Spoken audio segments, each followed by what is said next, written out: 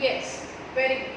So children, basically in primary sector, more than requirement, people are engaged in agriculture sector more than the requirement. ठीक है, agriculture sector में क्या है कि जितनी ज़रूरत है उससे ज़्यादा लोग इन्वॉल्व हैं. ठीक है, हमें अगर 10 लोगों की ज़रूरत है तो यहाँ पे 15 लोग इन्वॉल्व हैं already. So this situation can affect the economy.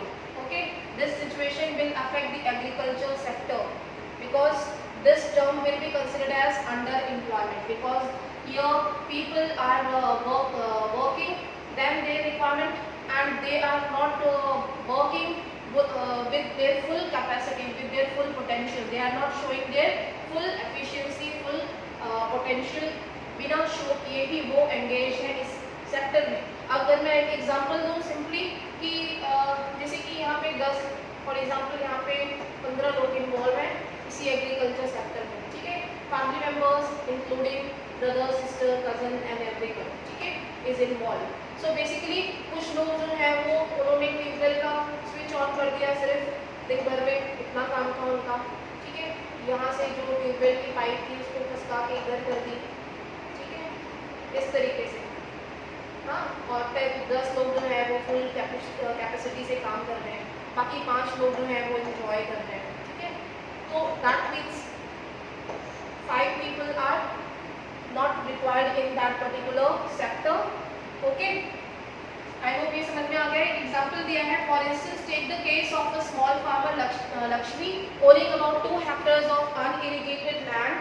What happened?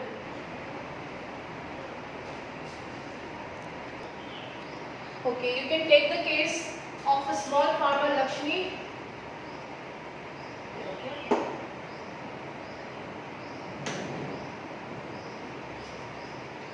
Owning about 2 hectares of unirrigated land and depend on rains, only on rain and growing crops like jowar, bajra, etc., etc. Okay, and 5 members of her family work in the plot throughout the year. Why they have nowhere else to go for work? You will see that everyone is working, none remains idle, but is actually, in fact, their labor effort gets divided. Each one is doing some work, but no one is fully employed. This is the situation of underemployment, where people are apparently working, but all of them are made to work less than their potential. I hope you are getting this concept, which we have already done this concept in class 9th also. This is the hidden unemployment, where you can see clearly. Okay, एक situation ऐसी होती है children जहाँ पे आप clearly देख सकते हो कि एक particular person जो है वो field में जो है वो काम कर रहा है. ठीक है, तो वो फुल कैपेसिटी से काम कर रहा है या नहीं, आप सिंपली आप देख सकते हो. ठीक है, कि वो एम्प्लॉयड है या नहीं. तो ये सिचुएशन यहाँ पे ये क्लियर करती है कि actually that person is they are not working with their full capacity, with their full potential, and their labor effort gets divided. जितना पोटेंशियल, जितनी एफिशिएंसी की जरूरत है वो उतना शो नहीं कर रहे, because their labour effort gets divided. जितना काम जितने 5 लोग कर सकते हैं वो 5 लोग जो है वो जरूरत से ज़्यादा इसमें इन्वॉल्व है. ठीक है, यानी कि यहाँ पे इस फील्ड में 10 लोग जरूरत से ज़्यादा हैं, जबकि वो काम सिर्फ 5 लोग मिलके ही कर सकते हैं. ठीक है, so each one is doing some work but no one is fully employed. This is a situation of underemployment, where people are apparently working but all of them are made to work less than their potential. So this kind of employment is underemployment. ये जो situation है वो underemployment की situation है, क्योंकि यहाँ पे हमें दिख रहा है clearly कि these people are working but actually they are not doing with their full capacity. So this type of situation of this employment is called hidden employment, और इसे हम disguised unemployment भी कहते हैं. आपने क्लास 9 में पढ़ा था. ठीक है, more than the requirement people are engaged in particular work and they are not working with their full potential. So such kind of unemployment is called hidden or disguised unemployment. Okay, whereas in opposite, in contrast, you can see some of the people who does not have a job and is clearly visible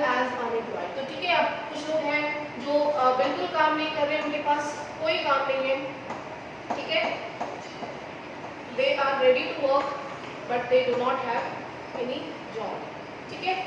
so basically यहाँ पे जो situation है वो clearly visible है कि that particular person is unemployed. Okay, so you can compare what is disguised unemployment and what is open unemployment, ठीक है।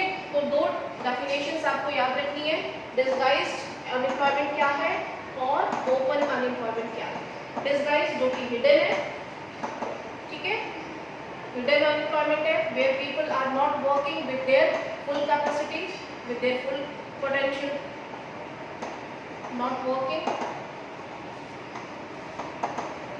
with their full potential, ठीक है, ये आपने क्लास 9 में भी पढ़ा था, तो just recall, you can explain with the help of example, यहाँ पे इलिस्ट्रेशन के साथ आप एग्जाम्पल के साथ एक्सप्लेन कर सकते हो डिसगाइज्ड अनएम्प्लॉयमेंट को।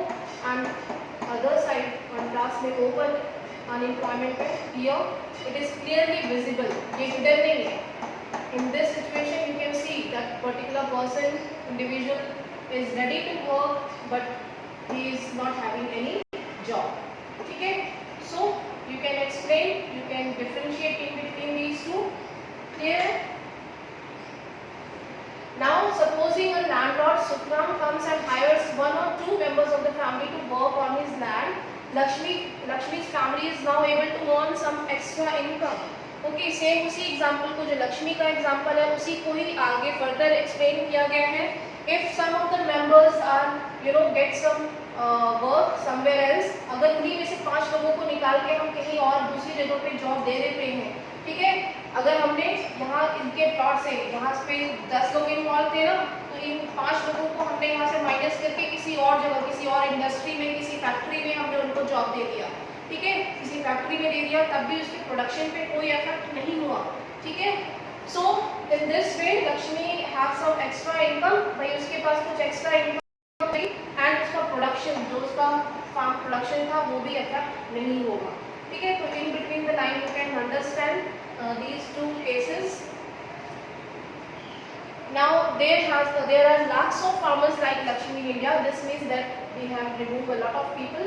ये please आप लोग read कर लेना on this Now this underemployment can also happen in other sectors also. भाई इस तरीके की underemployment situation जो है वो students other sectors में भी होती है। अगर मैं कहूँ सिर्फ कि एग्रीकल्चर सेक्टर में ही डिसगाइज या हिडन अनएम्प्लॉयमेंट है, तो ऐसा नहीं है, ठीक है। जो हिडन या डिसगाइज अनएम्प्लॉयमेंट है ये अदर सेक्टर्स में भी होती है, सर्विस सेक्टर में भी होती है, ठीक है। सर्विस सेक्टर में कैसे, you can see this example, there are thousands of casual workers in the service sector in urban areas who search for daily employment, ठीक है। देयर आर कैजुअल वर्कर्स, आप देखते हैं डेली वेजेस वर्कर्स होते हैं जगह जगह, डेली वेज वर्कर जो है they look for some work every day, ठीक है, वो निकलते हैं हर दिन किसी काम पे। आपने अभी लॉकडाउन के टाइम पे बहुत सारे लोगों को देखा कि लोग यहाँ से वहाँ जॉब के लिए जो है वो आ रहे हैं, जा रहे हैं, ठीक है। They are employed as painters, plumbers, repair persons and others doing odd jobs. ये सारी जॉब्स जो है वो उनको डेली जरूरी नहीं है कि उनको हर दिन का एक परमानेंट जॉब मिला हुआ है। These are casual workers, basically उनको हम कह सकते हैं कि सीजनल वर्क मिलता है, पूरे साल भर काम नहीं मिलता, ठीक है। तो बेसिकली यहाँ पे ये लोग भी अंडर एम्प्लॉयमेंट की सिचुएशन में आएंगे, ठीक है। Many of them don't find work every day. Similarly, we can see some people in service sector on the street, pushing a cart or selling something where they may spend the whole day but earn very little. तो आप देख सकते हो कि भाई एक particular person जो है, वेंडर्स होते हैं, ठीक है, एवरी डे आपने देखा होगा वेजिटेबल या फ्रूट्स वाले या कुछ भी स्मॉल प्लास्टिक आइटम्स या छोटी मोटी चीज़ें जो बेचते हैं पर्टिकुलर पर्सन, वो पूरे दिन भर में क्या अर्न करते होंगे, एक कार्ट को आप पुश करते देखते हैं। तो ये सीजनल अनएम्प्लॉयमेंट की सिचुएशन है, या फिर हम कह सकते हैं कि ये लोग भी जो है, क्योंकि through out the work they do not have any work, right, they get casual work और कुछ दिन ही इनको साल के कुछ दिनों में ही काम मिलता है। तो दीज सर्विस सेक्टर में भी इस टाइप की सिचुएशन है, under employment situation. I am not getting any response from your side, तो मुझे ऐसा लग रहा है कि आप लोगों को सुनाई दे रहा है या कुछ नेटवर्क प्रॉब्लम है। सुनाई दे रहा है सभी को ना? ठीक है, you can understand these are very basic example. ठीक है, सीजनल अनएम्प्लॉयमेंट में या फिर हम इसे अंडर एम्प्लॉयमेंट सिचुएशन में इंक्लूड करेंगे। कंक्लूजन ये है कि under employment situation agriculture sector में ही नहीं बल्कि सर्विस सेक्टर में भी इंक्लूड है। जो लोग हमें स्मॉल शॉपकीपर्स, वेंडर्स, प्लम्बर और कॉबलर, पेंटर्स, ये सब भी जो कैजुअल वर्कर्स हैं जिनको कि रोज काम नहीं मिलता, they work through out the day but earn very little, और उनको पूरे साल भर काम नहीं मिलता। So this situation can arise in service sector also, and underemployment or unemployment situation is not good for any economy. Okay, now come to the next topic. Some exercise work is given. Let's work out these.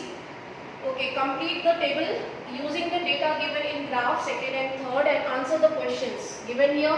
Share in GDP, GDP का share क्या है? Share of primary, secondary, primary sector in GDP and employment, primary sector और employment. ठीक है, दो चीजें पूछी गई है। शेयर इन जीडीपी, यहाँ पे आपको बताना है प्राइमरी सेक्टर का जीडीपी में क्या शेयर है और एम्प्लॉयमेंट में क्या शेयर है। ठीक है, when it rise in 2010 and 11 जी यहाँ पे लिखोगे। Yes, The table has 4 columns.